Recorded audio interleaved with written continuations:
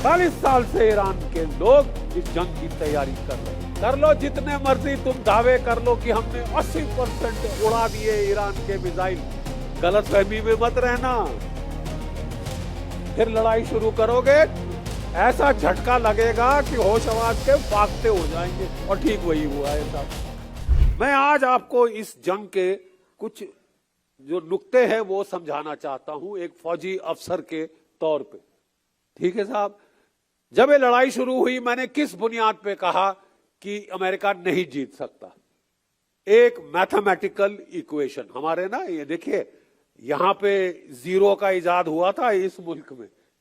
यहां से ईरान गया, ईरान से अरब गया, अरब से यूरोप गया और अमेरिका वगैरह। उन्होंने सारा मैथमेटिक्स हम लोगों से सीखा है, सारा मैथमेटिक्स हम लोगों से सीखा है।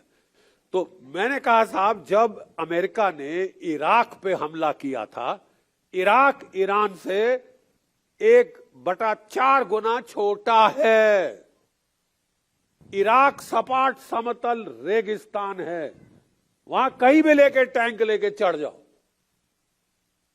ईरान इराक से 4 गुना बड़ा है, नंबर 1। ठीक है साहब, ईरान इराक से 4 गुना ज्यादा बड़ा है और पहाड़ ही पहाड़ हैं, एल्बर्स, ज़ाग्रोस, और जो समुद्र तट है हॉर्मुज के ऊपर वो सारी चट्टाने हैं, रेत नहीं है साहब। वो चट्टान पे हमला करने बड़ी बड़ी फौज के फाख्ते उड़ जाए। और 48 साल से ये लोग तैयारी कर रहे हैं इस जंग की।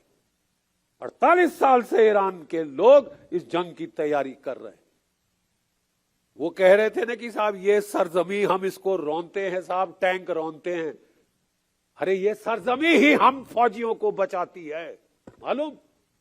हम खोदते हैं इसके अंदर टनल, ट्रेंचे, बंकर और अंदर घुस जाते हैं और जितने मर्जी B-52 B-2 बम्बर बम गिराए, अरे कख नहीं होता, कख नहीं हुआ है। कर लो जितने मर्जी तुम दावे कर लो कि हमने 80% उड़ा दिए ईरान के मिसाइल। वो CIA ने बोल दिया आज की 30% ठोके हैं साहब, 70% उनके पास हैं। गलतफहमी में मत रहना, फिर लड़ाई शुरू करोगे ऐसा झटका लगेगा कि होश आवाज के फाख्ते उड़ जाएंगे। और ठीक वही हुआ है साहब। मैं समझाना चाहता हूं कि जब अमेरिका ने पहले 1991 में 1991 में इराक पे हमला किया था, मालूम कितनी फौज लगाई थी जमीन पे? 7.5 लाख। 45 देश मिलके चढ़े थे उस एक मुल्क के ऊपर। ठीक है, 3,500 जेट फाइटर थे। अब इराक के पास नहीं थे जेट फाइटर, बराबरी करने का कोई सवाल नहीं था। तो उसने जो रूस के स्कड मिसाइल थे वो फायर करने शुरू किए। वहां से ईरान के लोगों ने, चीन के लोगों ने और हमारे हिंदुस्तान के लोगों ने सबक सीखा। हमारे जो सबसे पॉपुलर जो हमारे सदर रह चुके हैं, राष्ट्रपति, प्रेसिडेंट अब्दुल कलाम, नाम याद है? ठीक है साहब, बड़ी इज्जत से वो नाम लिया जाता है इस मुल्क में। हमारे सबसे मशहूर प्रेसिडेंट, वो हमारे मिसाइल साइंटिस्ट थे। उन्होंने कहा साहब अगर हम जेट फाइटर का इंजन अच्छा नहीं बना सकते तो छोड़ो।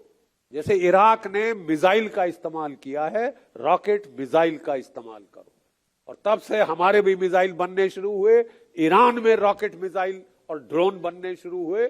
और आज इन रॉकेट मिसाइल ड्रोन्स की बदौलत अमेरिका कह रहा है हमने उनकी एयरफोर्स उड़ा दी, नेवी उड़ा दी। अबे थी कहां? असली लड़ने वाला तो ये थे रॉकेट मिसाइल ड्रोन। इसका क्या किया तुमने? का लिया? इसका क्या किया तुमने? वो बरकरार हैं, वो बरकरार हैं। देखिए हमारे फौज में एक बड़ा सीधा फलसफा है, जो डर गया सो मर गया। और जहां डर नहीं, जहां हिम्मत है, जहां शुजात है, जहां बहादुरी है, जहां कहते साहब हम शहादत को गले लगा देंगे, भागेंगे नहीं, हम शहादत को गले लगाएंगे। अरे साहब, मैंने कहा कि हर देश का इतिहास होता है, उस पर हमला करने के पहले उसकी तारीख पढ़ी जाती है। समझी जाती है। ठीक है, ये वो मुल्क है, ये वो मुल्क है जहां शहादत एक वे ऑफ लाइफ है। ये वो मुल्क है जहां ईरान और इराक का जब 8 साल जंग हुई, 1 मिलियन लोग, 1 करोड़ लोग इनके शहीद हो गए। इनके 12-12 साल के बच्चे माइनफील्ड के अंदर अटैक करते थे, शहादत कुर्बान हो जाते थे, लेकिन रास्ता खोलते थे अपनी फौजों के लिए, रास्ता खोलते थे माइनफील्ड में। माइनफील्ड में बारूद इतने बड़े बड़े वो बॉम्ब लगे होते हैं, जमीन में गाड़े होते हैं। तो इनके बच्चे 12-12 साल के साहब वो हल्ला करते हुए कि हम जाएंगे आगे, वो जाते थे, वो फट जाते थे, लेकिन माइन भी फट जाता था।